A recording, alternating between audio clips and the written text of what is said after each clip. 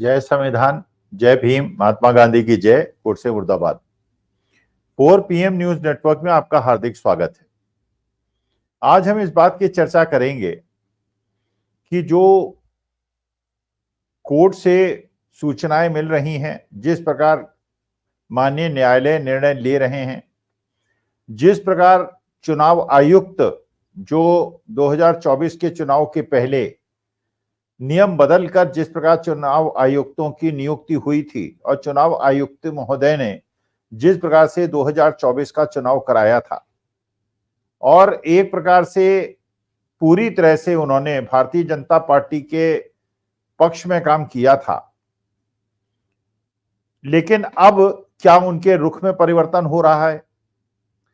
क्या जो हरियाणा, महाराष्ट्र, झारखंड, जम्मू एंड कश्मीर के अंदर राजनीतिक गतिविधियां हो रही हैं, उससे भारतीय जनता पार्टी के भविष्य के क्या संकेत मिल रहे हैं? आज इस बात का विश्लेषण हम करेंगे। राहुल गांधी का जो मसला था वो सुप्रीम कोर्ट सुनवाई कर रहा है, करेगा। माननीय सुप्रीम कोर्ट ने यह भी टिप्पणी करी है, और जो बड़ी विशेष टिप्पणी है, कि पीएमएलए के केस में, मनी लॉन्ड्रिंग के केस में बेल स्वाभाविक है और जेल एक्सेप्शन है।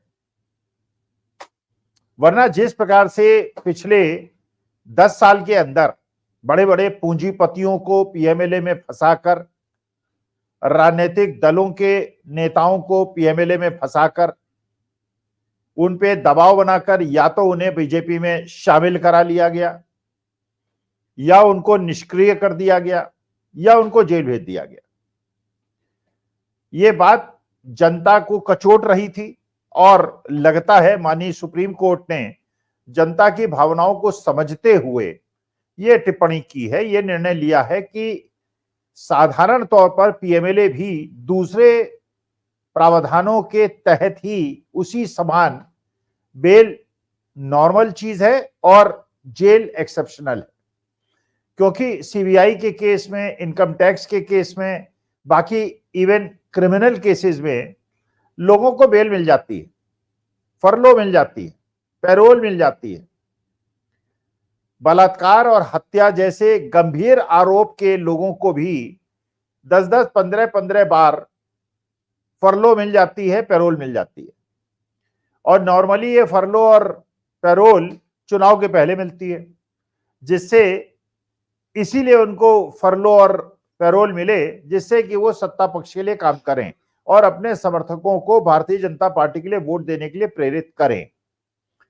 लेकिन ऐसे मसलों में जो आर्थिक मामले हैं, जिसपे सीबीआई जांच कर सकती है, इनकम टैक्स जांच कर सकती है, लेकिन इसलिए उसको ईडी को सौंपा जाता है कि पीएमएलए के तहत जब जांच होगी तो कानून के तहत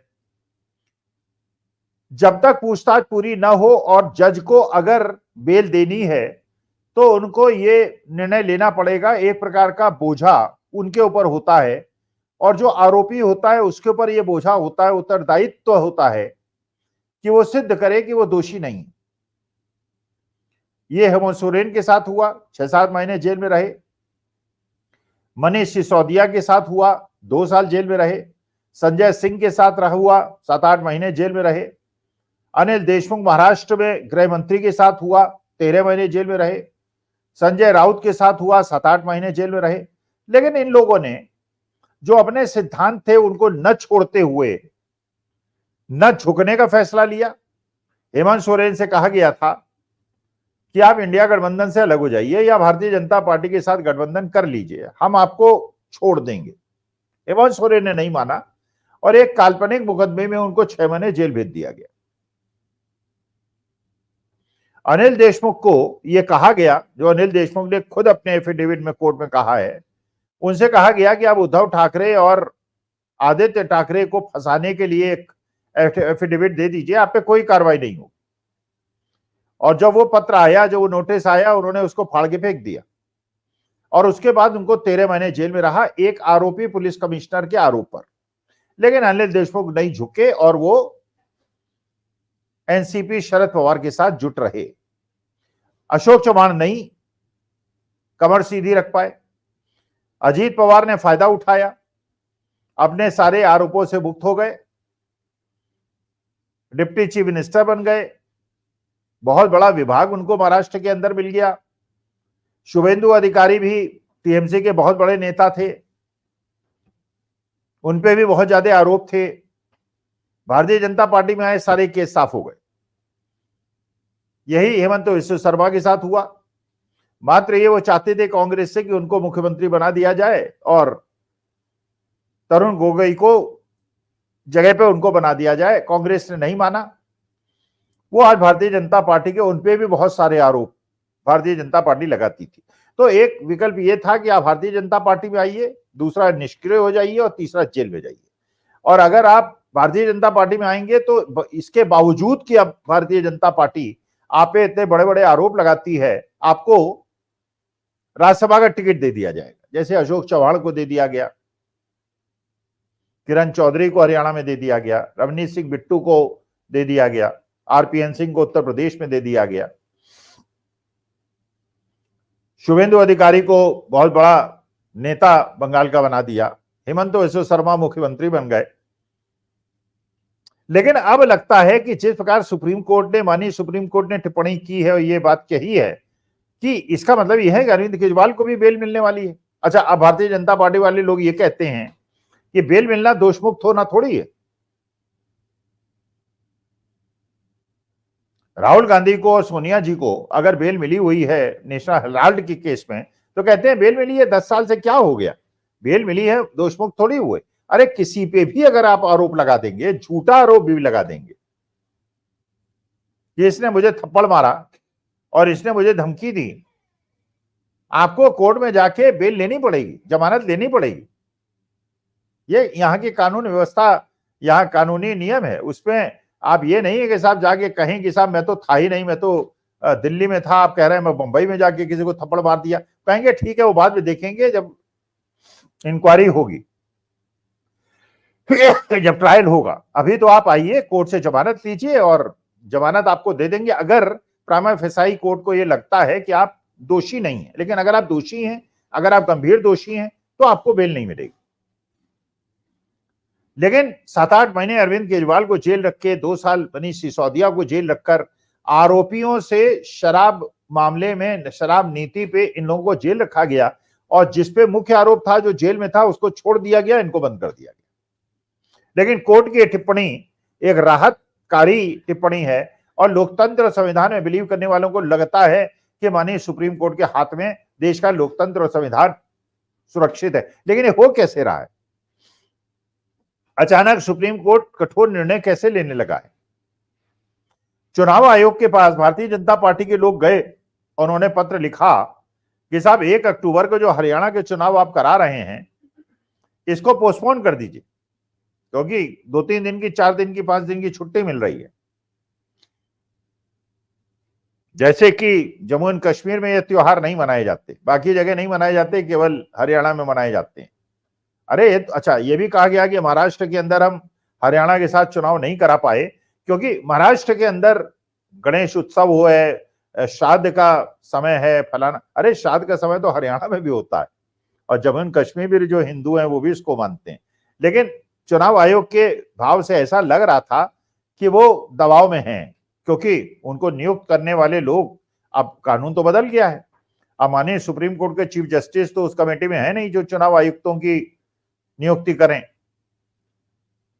अब तो माननीय मोदी जी हैं, उनके एक मंत्री हैं और लीडर अपोजिशन है, तो मोदी जी जो चाहेंगे, जब चाहेंगे निकाल देंगे, जब चाहेंगे रख लेंगे। लेकिन चुनाव आयुक्तों ने, जो भारतीय जनता पार्टी ने, प्रदेश के नेताओं ने उन्हें पत्र लिखा कि इसको पोस्टपोन कर दीजिए, वो पोस्टपोन नहीं किया। इसका मतलब चुनाव आयुक्त को भी समझ में आ गया है कि हवा बदल रही है। जिस न्यायाधीश महोदय ने राहुल गांधी को सजा दी थी और जिसकी वजह से उनकी सदस्यता जाने की बात हुई थी और मकान खाली कराया गया था, उसकी पदोन्नति को सुप्रीम कोर्ट ने रोक दिया है। ये इंडिकेटर्स हैं। महाराष्ट्र के अंदर एक बहुत कद्दावर नेता हर्षवर्धन पाटिल, जो पहले कांग्रेस में थे और एक प्रकार से मुख्यमंत्री पद के दावेदार थे, वो भारतीय जनता पार्टी में चले गए थे। अब वो शरद पवार से मिले हैं और संभावना है 2-1 दिन में वो एनसीपी शरद पवार में चले जाएंगे। इतने कद्दावर नेता। हरियाणा के अंदर राव इंद्रजीत सिंह जो एक बहुत ही कद्दावर नेता हैं और अहीरवाल की जो 14-15 सीटें हैं उन पर प्रभाव रखते हैं और 7-8 बार के मेंबर ऑफ पार्लियामेंट विधायक, कभी बड़ी मार्जिन से इलेक्शन जीतने। इस बार खैर राज बब्बर ने उनको अच्छी टक्कर दी है, लेकिन हैं बड़े नेता और राज्य मंत्री हैं, जबकि इतनी बार के जीते हुए हैं और 20 साल से राज्य मंत्री हैं। उन्हें कैबिनेट मिनिस्टर नहीं मिला, जबकि उनसे छोटे कद के नेताओं को कैबिनेट मिनिस्ट्री मिल गई। एक सांसद जिताने वाली पार्टी के एकमात्र सांसद को भी कैबिनेट मिनिस्ट्री मिल गई।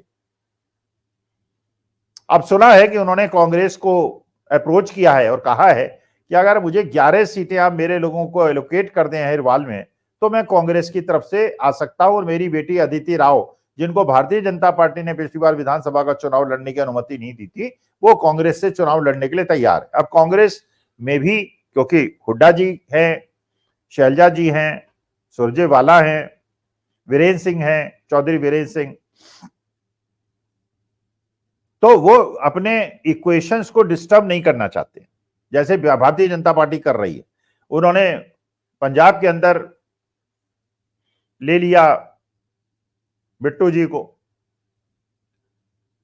और हरियाणा के अंदर उन्होंने ले लिया किरण चौधरी को और कांग्रेस की 40 साल की पुरानी नेता को लेकर तुरंत राज्यसभा का टिकट दे दिया। रवनीत सिंह बिट्टू को उन्होंने पंजाब का टिकट दे दिया, अशोक चौहान को महाराष्ट्र का टिकट दे दिया। तो भारतीय जनता पार्टी के जमे जमाए नेता तो रुष्ट हो गए और वो कांग्रेस करना नहीं चाहती। तो उन्होंने ये कहा राव इंद्रजीत सिंह से, जो बताया जाता है कि 4 सीटें हम आपको दे सकते हैं और उसमें भी जरूरी नहीं है कि आपको रेवाड़ी की और गुड़गांव की सीट दे दी जाए। तो एक प्रकार से राव इंद्रजीत सिंह को उन्होंने मना कर दिया। 4 सीटों की हैसियत है नहीं। राव इंद्रजीत सिंह 10-11 सीटों पे अपना मानते हैं कि 15-16 सीटों में कम से कम 10-11 सीटों पे तो मेरा अधिकार बनता है, लेकिन वो अजय सिंह यादव को, कैप्टन अजय सिंह यादव को भी डिस्टर्ब नहीं करना चाहते और बाकी कांग्रेस के जो अहीरवाल के नेता हैं उनको भी डिस्टर्ब नहीं करना चाहते। झारखंड में जो किया भारतीय जनता पार्टी ने, उन्होंने वहां भी अपने लोगों को डिस्टर्ब कर दिया। चंपई सोरेन को ले लिया, उनको लॉलीपॉप दिखाया और वो हेमंत सोरेन और शिबू सोरेन को छोड़कर भारतीय जनता पार्टी में आ गए। उनके साथ कोई विधायक नहीं आया, उनके क्षेत्र के विधायक नहीं आए। और वहां पे बाबूलाल मरांडी और अर्जुन मुंडा ने दिल्ली जाके शिकायत की कि महाराज ये क्या कर रहे हैं, आपने एक व्यक्ति जिसका हम विरोध करते रहे, जो हमारा विरोध करते रहे, उसको आपने भारतीय जनता पार्टी में ले लिया, तो हमारा इलेक्शन में क्या होगा, हमारे लोगों को टिकट कैसे मिलेंगे, और इनको टिकट देंगे, इनके लोगों को टिकट देंगे तो हमारा क्या होगा। तो भारतीय जनता पार्टी अपने हर जगह जहां उनकी जमी जमाई जड़ें थी, अपने लोगों को डिस्टेबलाइज कर रही है और कांग्रेस वो नहीं कर रही। कर्नाटका के अंदर सीतारमैया के खिलाफ और खड़गे साहब के खिलाफ जो भारतीय जनता पार्टी ने आरोप लगाए हैं, उससे वहां के अंदर, कर्नाटका के अंदर जो ओबीसी समुदाय है, क्योंकि सिद्धारमैया ओबीसी हैं, कुर्मा हैं और खड़गे साहब दलित हैं, तो वहां पे जो दलित मठ हैं और दलित एसोसिएशंस हैं और उनके संगठन हैं और ओबीसी संगठन है, वो भारतीय जनता पार्टी के खिलाफ हो गए। तो क्या प्रश्न यह है कि भारतीय जनता पार्टी का बुरा समय शुरू हो गया, जो भी चाल वो चल रहे हैं वो विफल हो रही है। और स्मृति ईरानी ने भी कह दिया कि राहुल गांधी को लाइटली मत दीजिए, उसकी इमेज बदल रही है और एक शर्ट में वो लड़का अपने प्रवास क्षेत्र को बढ़ाता चला जा रहा है। इसका मतलब यह है कि लोगों को, भारतीय जनता पार्टी के नेताओं को भी बात समझ में आ रही है कि now Rahul Gandhi is in a different path. वो जनता के साथ जुड़ रहा है, जनता के हर समाज के वर्ग को अपने साथ लेके चल रहा है और भारतीय जनता पार्टी के लिए बुरा समय आ गया है। कहते थे कि अच्छे दिन आएंगे, पूंजीपतियों के अच्छे दिन आए, 10 साल भारतीय जनता पार्टी के भी अच्छे दिन आए, लेकिन मुझे ऐसा लगता है, शायद आपको भी लगता होगा, क्या भारतीय जनता पार्टी के अच्छे दिन खत्म हो गए हैं और राहुल गांधी और कांग्रेस के और इंडिया गठबंधन के अच्छे दिन शुरू हो गए, जिसका परिचायक होगा हरियाणा का इलेक्शन, जम्मू एंड कश्मीर का इलेक्शन, झारखंड का इलेक्शन और महाराष्ट्र का इलेक्शन। नमस्कार, धन्यवाद और प्रणाम।